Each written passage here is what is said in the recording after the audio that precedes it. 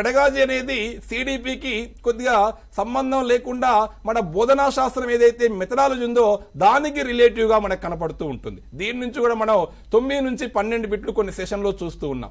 ఇక్కడ బోధన లెర్నింగ్ మీద ఉన్నటువంటి రిలేషన్ ఏంది, బోధనా దశల మీద ఖచ్చితంగా క్వశ్చన్ అడుగుతూ ఉన్నాడు ఎగ్జామినర్.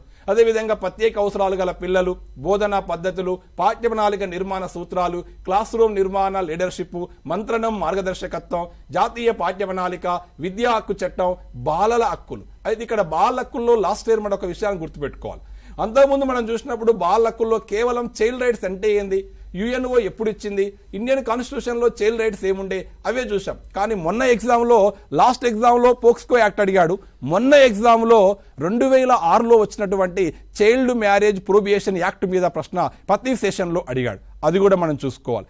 అదేవిధంగా సిసిఈ కంటిన్యూ కాంప్రిహెన్సివ్ ఎవాల్యుయేషన్ మొన్న ఎగ్జామ్లో ఐసీటీని కూడా ఎగ్జామ్నర్ టచ్ చేశాడు. పెడగాజీలో భాగంగా మనకు ఎన్సీఎఫ్ 2005లో మనకు కంప్యూటర్ ఎడ్యుకేషన్ ఉంటుంది. అక్కడ ఐసీటీ భాగాన్ని మనం ఇన్స్పైర్ మీద మన ఒక ప్రశ్న అడిగాడు, ఐసీటీ పరికరాల మీద ఒక ప్రశ్న అడిగాడు, లెర్నింగ్ రీసోర్స్ మీద ఒక క్వశ్చన్ అడిగాడు. ఇవన్నీ కూడా మనకు టీ షాట్లో అందుబాటులో ఉన్నాయి, వాటిని వినియోగించుకోండి.